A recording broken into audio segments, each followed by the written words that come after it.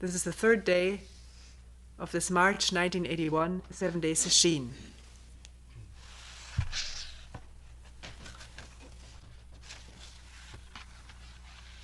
And today we will read the biography as well as writings, dialogues, and small sermons by Zen Master Bankei.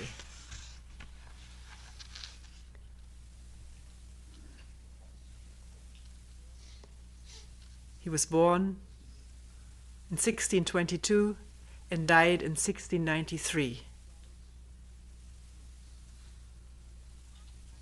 at Ryomonji, a temple one of his lay followers had built for him. His father, a Confucian physician belonging to the samurai class, died when he was 10, leaving the education of the strong-willed young Bankei to the eldest son. We'll rather read his autobiography because it is so lively.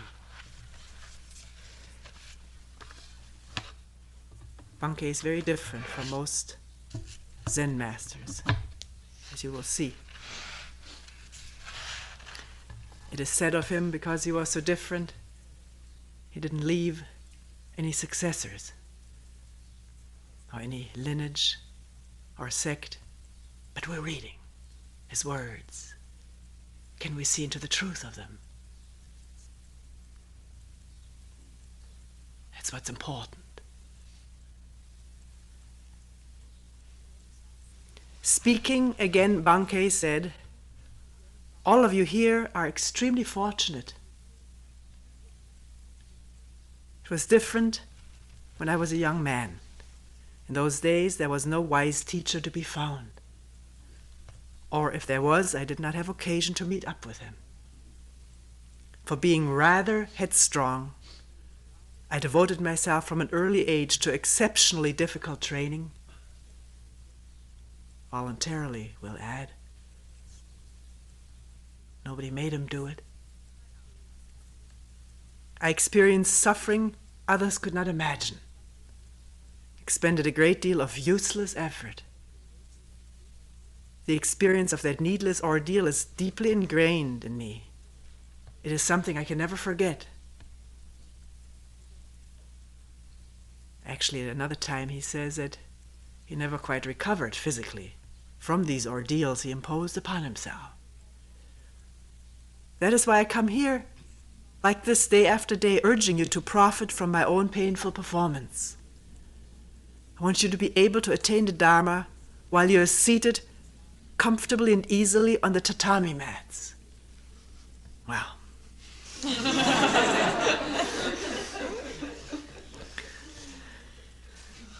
With a variety of cushions. One rather forget about comfort, even on the tatami mat. But in contrast to what you will hear Bankei did, this is sheer luxury. Have all this wadding under one. Without undue or unnecessary exertion. You should consider yourselves very fortunate. Nowhere else will you find a teaching like this. I was a foolish and headstrong young fellow, and sure enough, if I tell you about my experiences, some young men, we can add some young or old women, for some reason they used to be a little bit left out there in Japan, will take it into their heads that they cannot achieve the Dharma until they exert themselves as I did. The old problem of imitating and emulating, which usually doesn't work. It backfires.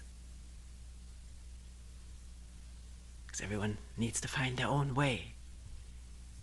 Yet sometimes reading about something, there's some energy aroused within one, not the energy of imitation. The energy of seeing what needs to be done for oneself.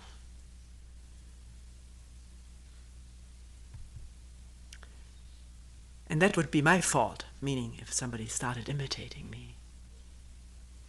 Even so, I will still want I still want to tell you about them. And not because he was fond of telling his own story. That is understood. I want the young people to listen very carefully. You can attain the Dharma without the arduous struggle I put myself through. Now, bearing that in mind, listen to what I say. My father was a masterless samurai, originally from Shikoku. He was a Confucian. He took up residence here in Harima, and here's where I was born. I was still quite young when he died, and I was raised by my mother. She told me that I was a very unruly youngster, that I used to lead all the neighborhood of children in doing mischief. She said that from the age of 2 or 3, I showed an aversion to death. So when I cried, they would get me to stop by pretending they were dead. A very drastic way. Can't cry to dead people. They won't hear you. Or by talking about death. Well, if a child cries about being afraid of death, and then talking to him about death, I would imagine there would be more crying, but maybe Bankei was different. Maybe he was paralyzed.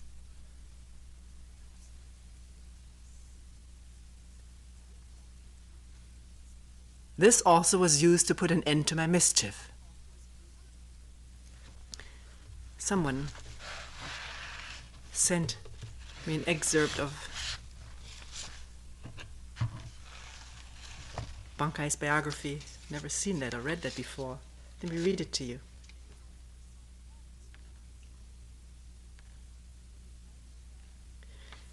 From the time he started his schooling, the teacher was occupied studying the Confucian classics at the Daigakuchi.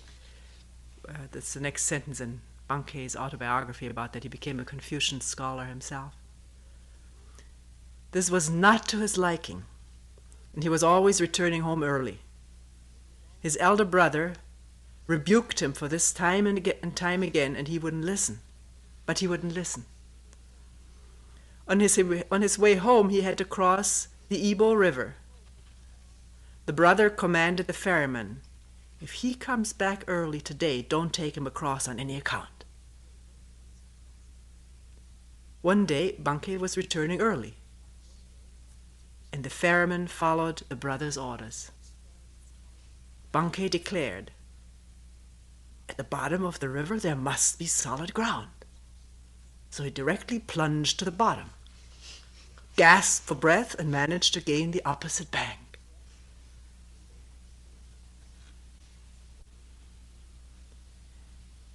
One day he said to himself, "I have no wish to study the Confucian classics.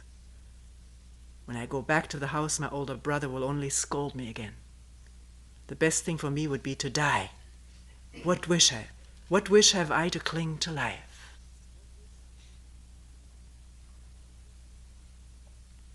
Thereupon he swallowed some poison spiders, which were known to be absolutely lethal to men, secluded himself in a small stone shrine, and quietly awaited death. However, his luck still hadn't run out, and when dawn arrived, he emerged again.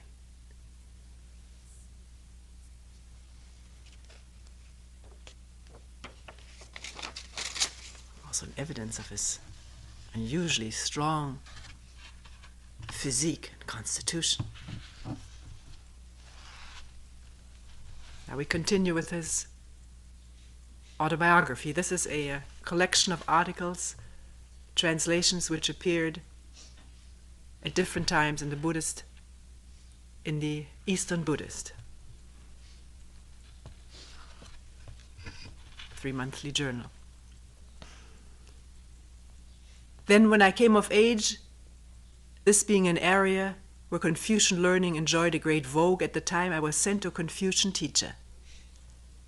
Mother had me read the great learning by rote. When I came to the place in that work where it says, the way of great learning lies in clarifying bright virtue, I was stumped by the meaning of this bright virtue.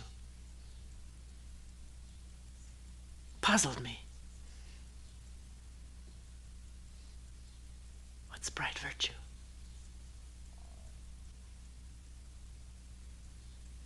It puzzled this boy of great mischief. What is bright virtue?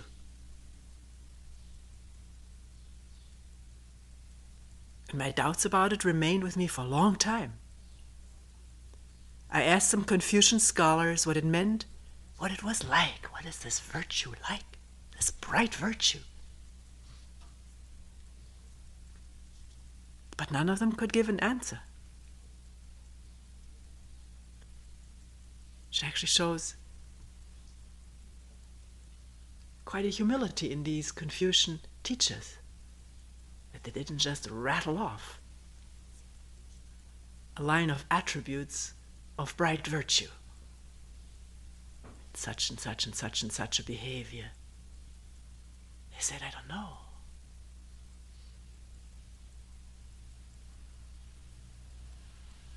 Person came into Doksane either this morning or last night and said, you always seem to speak of all this bad stuff within us. I'm not quoting verbatim, I don't remember it verbatim. Envy and jealousy and this and that and greed and anger. You never talk about goodness. Isn't there anything good in us?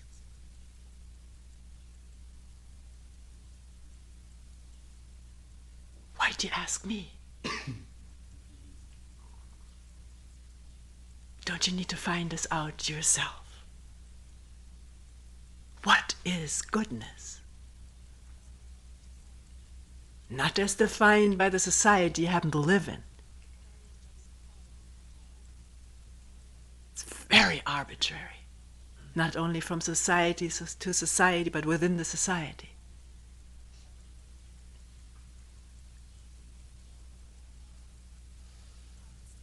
It's usually what's good for the society, what makes it competitive, strong, top-notch, first-rate. Only need to listen to an inauguration speech to hear what's considered good for one country. The others don't seem to exist. What is goodness? What is bright virtue? If you really want to find out, that's your fire. That fire is your practice. What is mu? Mu is goodness, in which there's no badness, which there's no opposite. Not swinging from one to the other in terms of ideas. I've been so bad now, I better start being good. Doing such and such and such and such. This all comes from an idea. Goodness has nothing to do with any idea. It's free from ideas and images. Let it grip you.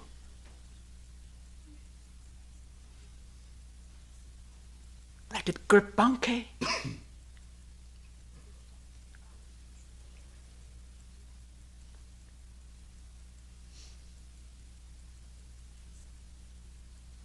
But don't think it's not necessary to see the dark side of oneself. The shadow.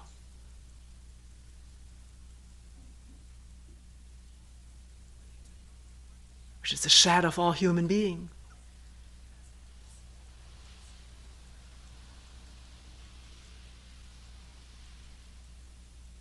As long as that is not seen, there can be no goodness.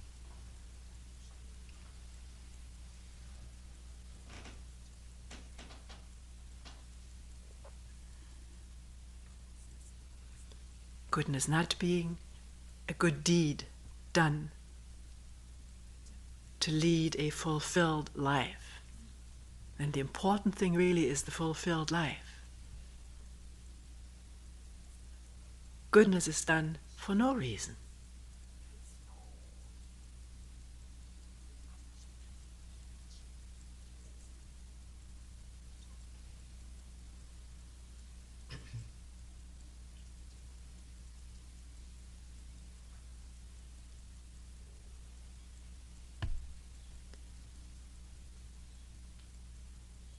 None of them could give an answer. One of them told me that such knotty problems were well understood by Zen priests. Suggested I should visit one of them. He said that he and his fellow Confucians devoted their time to explaining the literal meaning of the Confucian writings, but that the essential meaning of bright virtue was something he had no real knowledge of.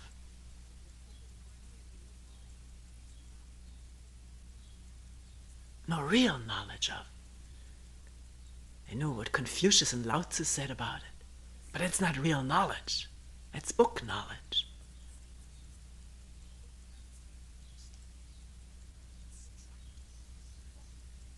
Real knowledge is if there's goodness within oneself, without there being aware that one is good.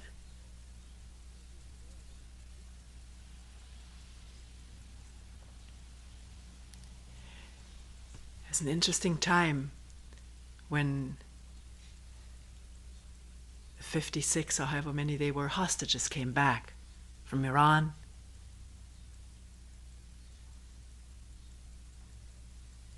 There's an interview with one of them who had not wanted to go to the press conference. So one of the newscasters interviewed him in a small room in that hotel.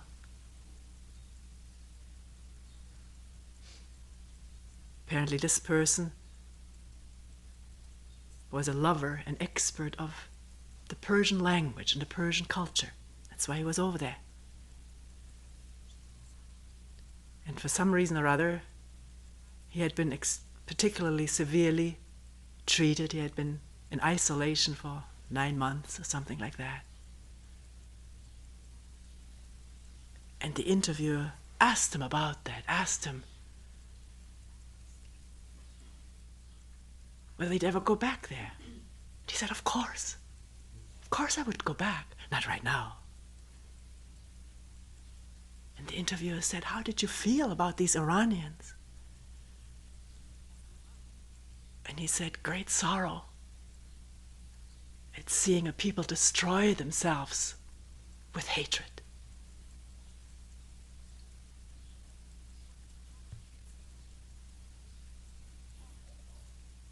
A lot of these people did not want to be called heroes, which was immediately tagged onto them.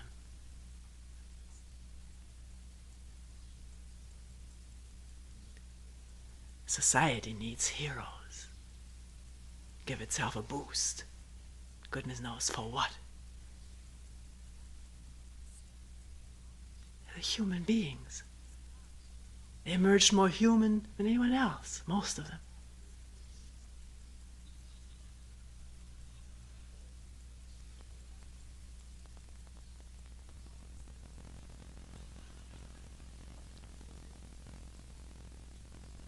Still burdened with my problem, Bankei continues, I decided to follow his advice. In those days, though there was no Zen temple in the area, so I was unable to put my question to a Zen priest. I then made up my mind that come what may, I was going to clear up the matter of this bright virtue and inform my now elderly mother about it too, before she departed this life. Nothing held against her for these stories she would tell him to keep him in line.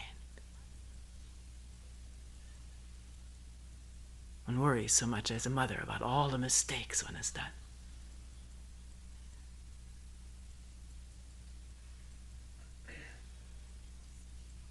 But if there's affection, mutual affection, they can always be erased in that affection.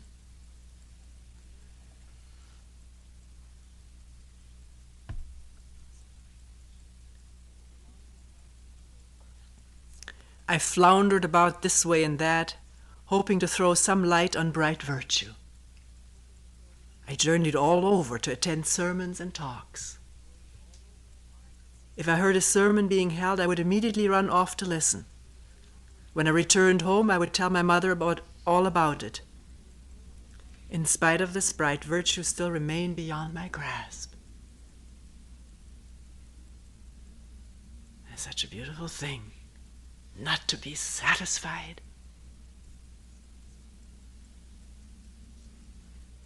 until there is no more a question of satisfaction or dissatisfaction. This tremendous urge to find, to seek, can be a marvelous thing if one does not rest satisfied until there's absolute clarity, no doubt. The danger of it is to become satisfied, to find a niche someplace. This is why all these cults and sects thrive.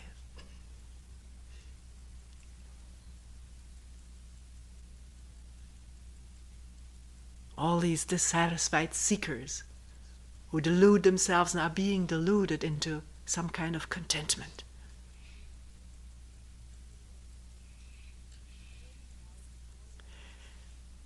Determined now more than ever, I succeeded in finding a Zen priest.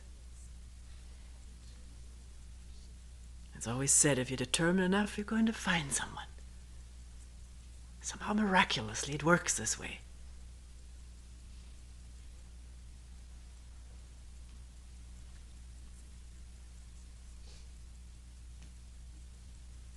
One is not satisfied with anything.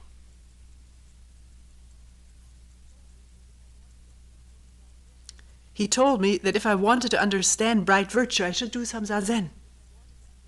Without further ado, I began zazen practice. I went into the mountains, where I sat without taking any food for as long as 7 days at a stretch.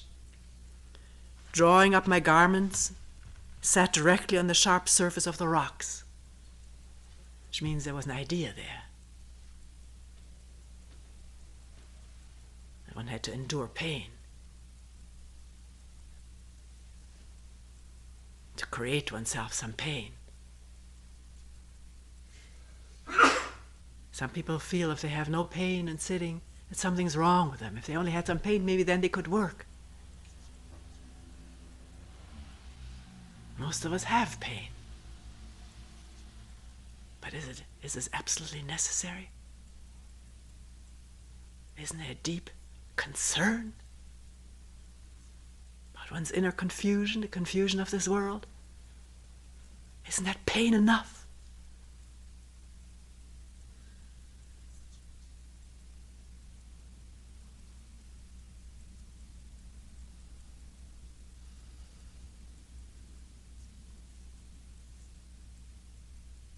Destruction of the beauty of this earth.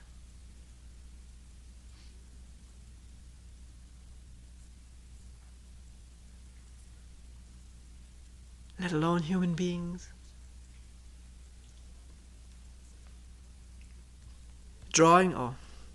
Once seated, heedless of the risk to my health, I did not stop until I toppled over, heedless to the risk to my health.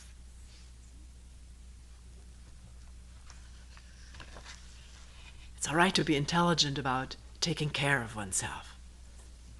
And yet there's also a time for being heedless to the risks of one's health, or else one can circle endlessly around the wheel of healthful living.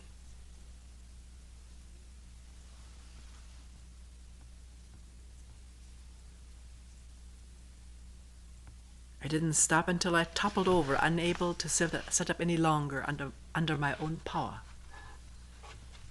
And since I could hardly expect anyone to bring food to me there, many times no nourishment would pass my lips for days on end. After that I returned home. I fashioned a small hut and cloistered myself in it. I would do the Nembutsu, and enter the Nembutsu Samadhi for long periods without sleeping, reciting daily, hourly, moment by moment, this: I take my refuge in the Buddha Amida, take my refuge in the Buddha Amida, take my refuge in the Buddha Amida. Do this often enough and there ensues, if there's real oneness with this, what is called a Nembutsu Samadhi,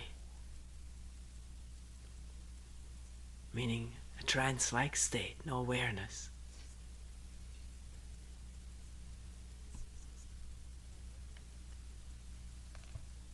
I tried everything I could think of, but was in the end no closer to understanding bright virtue than I was before.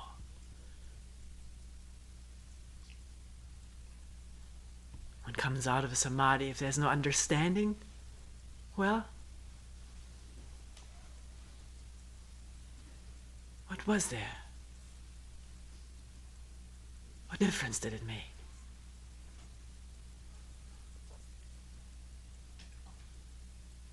Still the same old ideas and images about oneself.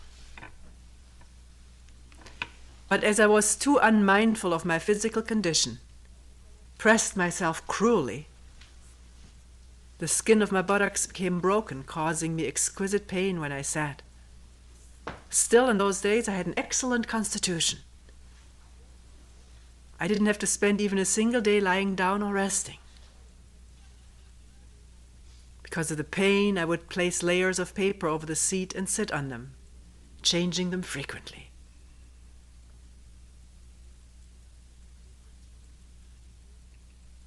Unless I did this with the pain, it would have made it sitting almost impossible. At times I would put down some cotton, wadding, and sat upon that. Incredible drive and urgency, induced by no one, coming from inside, needing to find out what is goodness.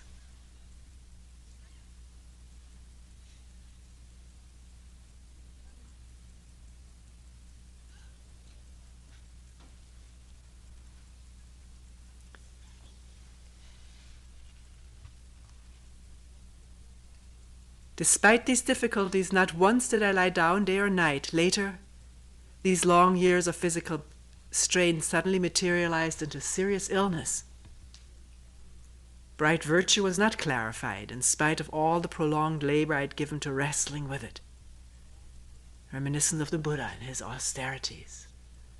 His austerity was starving himself. Almost died from starvation. Still didn't realize what enlightenment was, or if sorrow could come to an end. My illness steadily worsened. I grew weaker and weaker. And there's some very vivid descriptions of spitting up blood. I don't want to go into all of that. Everyone told me that I must recuperate my health at the hut, and a person was provided to nurse and look after me. Probably had TB. But the illness proceeded to an acute point. For a whole week I couldn't swallow anything except some thin rice broth. I became resigned to the fact that I was going to die. I viewed it as something inevitable, and I felt no particular great regret. I was only sorry to have to die without realizing the meaning of bright virtue, which I had been so deeply concerned with for so long. Suddenly, just at that time, I realized what until now I had been unable to understand. That all things were taken care of in the unborn. That all my efforts had been exerted for nothing. Overjoyed, then, as I felt the first signs of improvement, in my condition, my appetite returned. I summoned the nurse and told him to prepare some rice gruel. I was now able to eat. Even though he seemed to think this a strange request coming from someone until now at death's door, he was highly pleased too. He hurriedly started to prepare the food. Trying to feed me as quickly as possible, he gave me the gruel before the rice had been thoroughly cooked. But I didn't even notice it, and wolfed down 2 or 3 bowls of it without any adverse effect. From that point on, my condition steadily improved, and here I am today, still living on. I was able to fulfill my vow after all, and was able to bring my mother to an understanding of the unborn.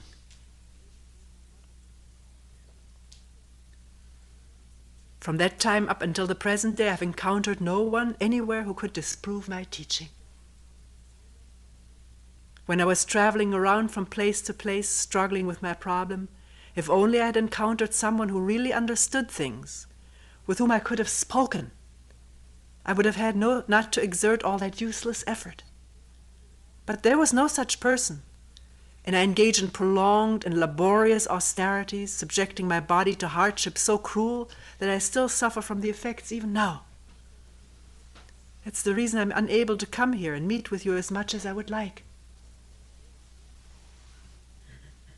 Well, then, after I realized that all things were well managed in the unborn, I wanted to talk to someone about it.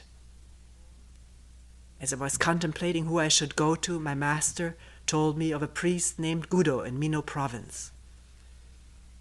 He said Gudo was an excellent teacher, suggested I go and talk with him, since he would be able to give me verification. Following his advice, I went to Mino, but at that time Gudo was away in Edo, so I was unable to meet and talk with him. Still, I thought that having already come this far, rather than return with nothing whatever to show for my trip, I would visit some other priests in the area. I gained an audience with one of them. When I told him that I was a Zen monk from Banshu province and that I had come in order to receive his instruction, he proceeded to give me a short talk. After he had finished, I said, "I realize I'm speaking out of turn, but I would like to say something.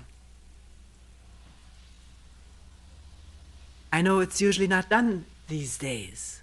Please forgive me my lack of decorum. I'm deeply grateful for all the teaching I've received from Buddhist teachers. It is not at all that I don't agree with what they say, only, somehow or other, the feeling I get is one is at scratching at an itchy foot without taking off the shoe. They don't get directly to the itch. Their teaching does not strike home to my innermost being." As he was a priest, my words did not disconcert him in the least. That's a beautiful thing.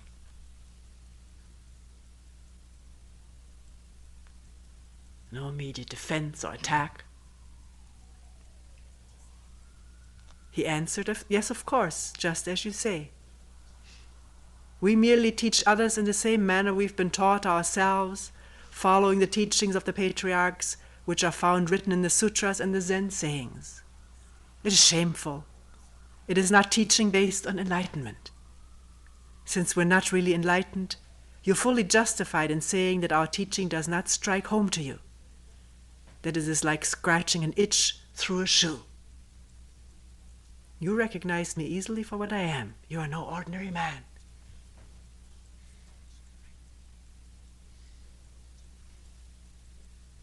Under these circumstances, it was of course not possible for me to get verification from him. I returned home and shut myself up in a retreat. As I was engaged in contemplating the ways of my contemporaries and thinking over the means of bringing others to enlightenment, I heard that a Zen master named Dosha had come over from China and was now in Nagasaki. At my master's bidding, I went to see him. From Dosha, I finally received confirmation that I was beyond birth and death.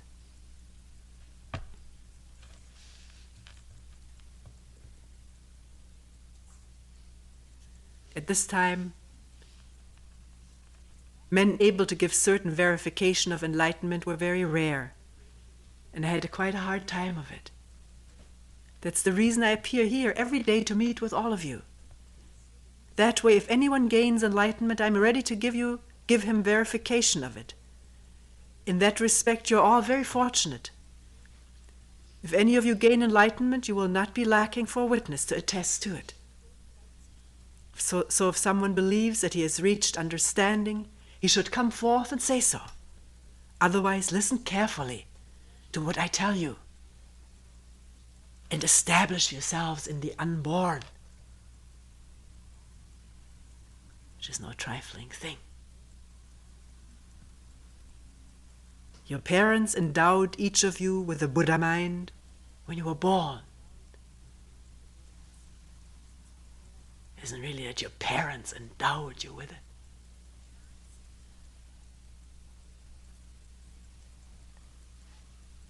It's not theirs and it's not yours.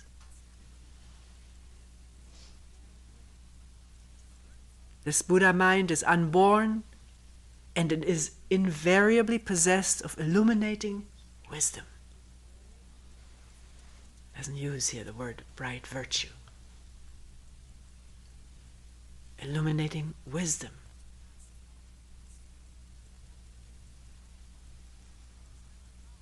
That's something that has been studied and learned and remembered.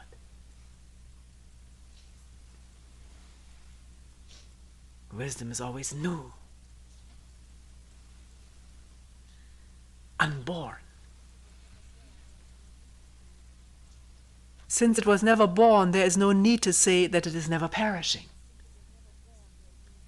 That is why I don't speak of never perishing. The Buddha mind is that which is unborn, and all things are taken care of in this unborn Buddha mind.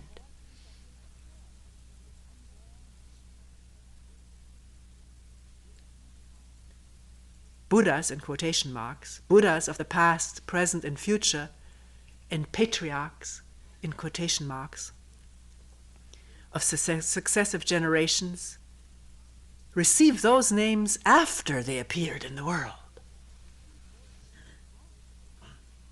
And they are thus 2 or 3 removes from the place of the unborn, and of altogether minor significance. And it's not at all that Bankei was disrespectful. We'll read later some time where he was invited to a monastery where one of the great tongue masters had taught. He was offered the seat there. He refused to sit on that seat. He was a humble man. Speaking out freely does not mean that one is not humble.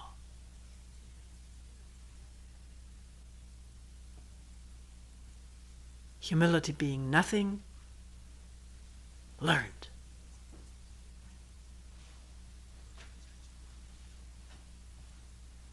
It is there when one sees clearly into oneself.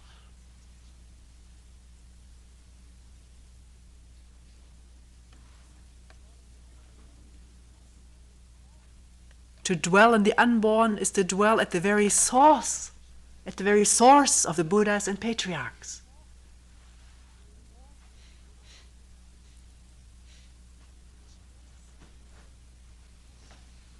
Not in their ambience, but at the source of them. No one can know the dwelling place of a man who is firm in the conviction that each person's Buddha mind is unborn. Let me read this again.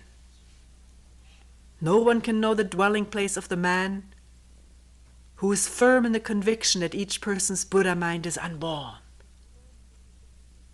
Such a one leaves no traces. Traces always being marked down by the me, the self, the clever words.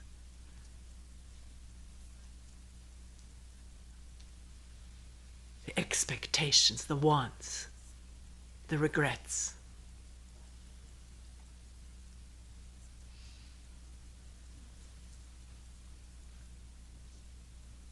Not even is it known to Buddhas and patriarchs. The dwelling place of one who lives in the unborn. The unborn is no dwelling place.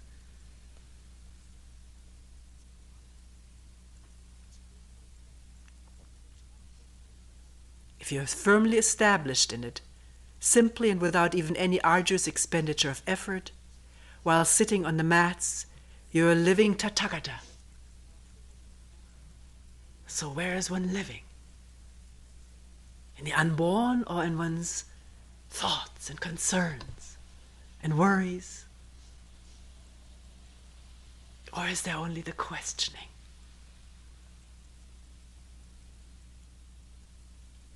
or who, or what, regardless of all the concerns which are real enough. But they don't control one. They're there, not to be fought, and one just feeds them.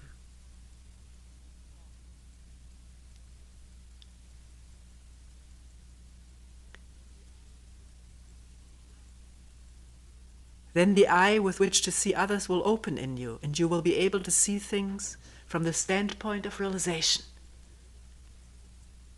I myself never err in my judgment of people, and for everyone else the eye of the unborn is just the same eye.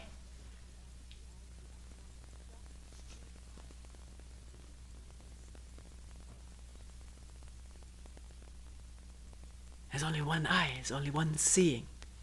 There's no difference of opinions in that. Because in that there are no opinions, because there's no me with all its past training.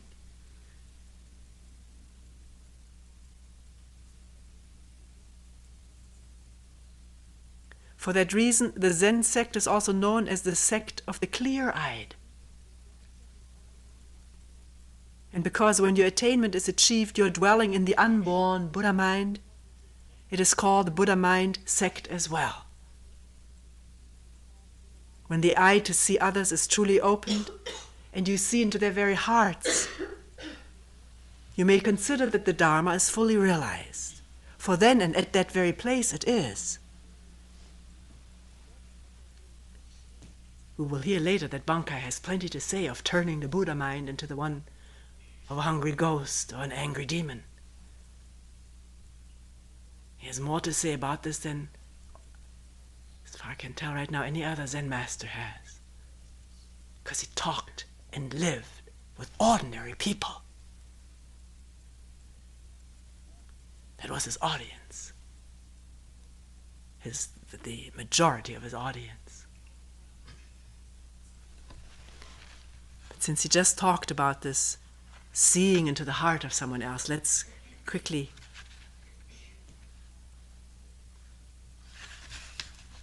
go to another dialogue, lest misunderstanding already raises its ugly head. A man asked Bankei, "Everyone says you're able to read other people's minds. Is that true? How fascinating. Hey, that's a reason for getting there. That I can read other people's minds. I know people who can read other people's minds. Did you hear about them? Beware of fascination. When there's fascination, look inside. Fascination is dangerous. Fascination with supernatural things.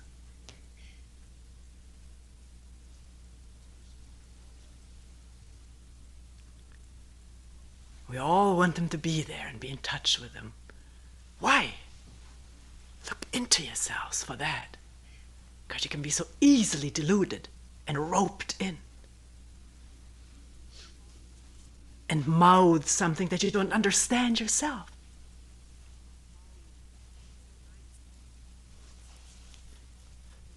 Bankei said, "Such strange things are not found in Zen. Even if I did possess such an ability, because the Buddha mind is unborn, I would not use it. They come to think I can read minds from hearing me comment on the concerns of those who come and see me. He just looks. He just talks to people. They talk together. And something comes out of that. Something is revealed.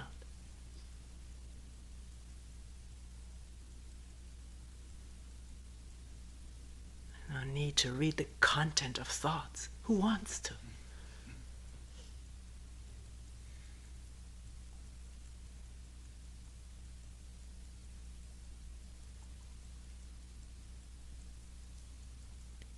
But I cannot read minds. I'm no different from anyone else. Since dwelling in the Buddha mind is the source of the supernatural powers of all the Buddhas, all things are in order and brought to perfection without recourse to supernatural powers. Without speaking of a myriad of other non-essentials, the unborn right Dharma makes do with direct comment on people's lives. So when he says I can see into the heart of someone, doesn't mean to read what he's thinking at the time.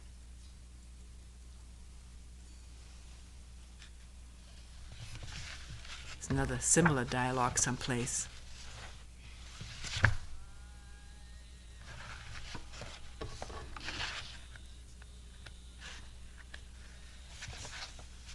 A layman said, "Master, I've heard that you can see right into people's minds. Right now, what am I thinking?" Bankei said, "You're thinking that."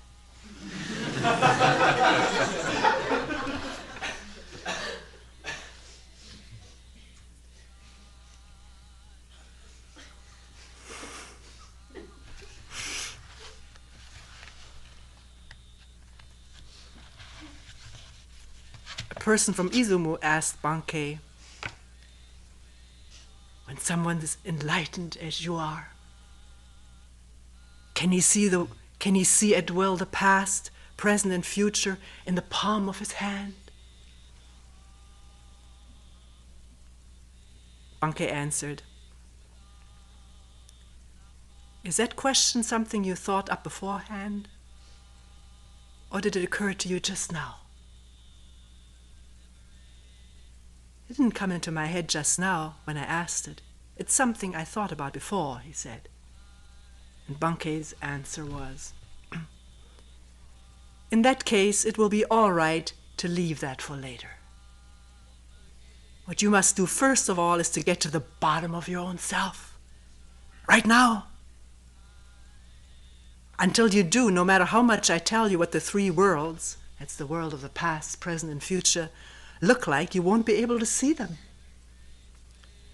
So you can never comprehend them. Once you've come to the end of yourself, the visible and the invisible both will be known to you as a matter of course.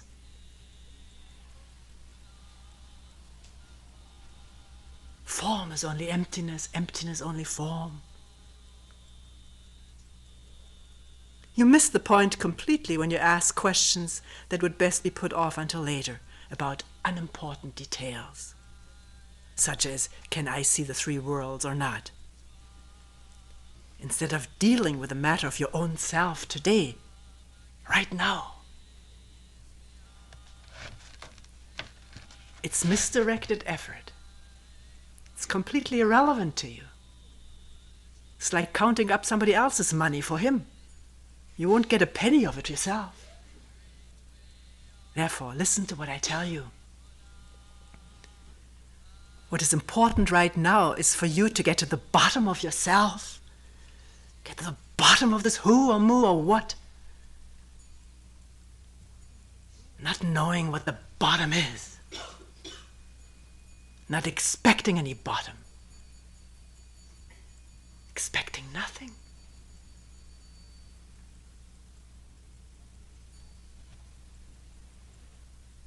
What is important right now is for you to get to the bottom of yourself. So listen very carefully to my instructions and follow them. If you listen to me closely and then become absolutely sure of it yourself, that very instant you're a living Buddha, then you'll realize how mistaken you've been needlessly carrying around useless questions, such as you just asked me. And so you won't be employing your efforts where you shouldn't be. That's why I want you to listen to me.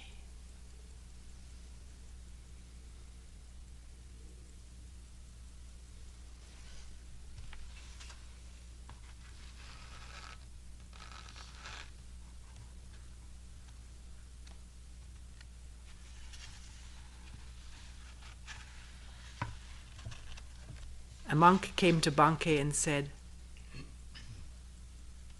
"You always teach us to live by the unborn, but that would seem to mean to live in unremitting idleness." Bankei said, "To live at all times by the unborn mind is to dwell in idleness? You people, unable to live constantly by the unborn Buddha mind, always occupied in other quarters doing this, busy with that, spending your time transform the unborn Buddha mind into something else. That is idleness."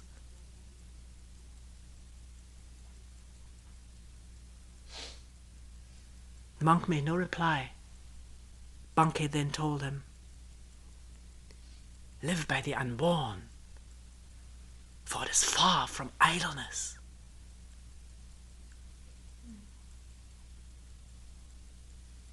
Question is who? Or mu, or what? And in that there is no idleness.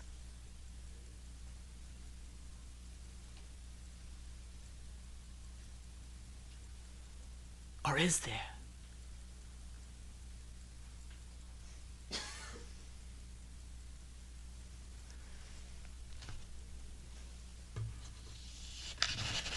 We will end here for today.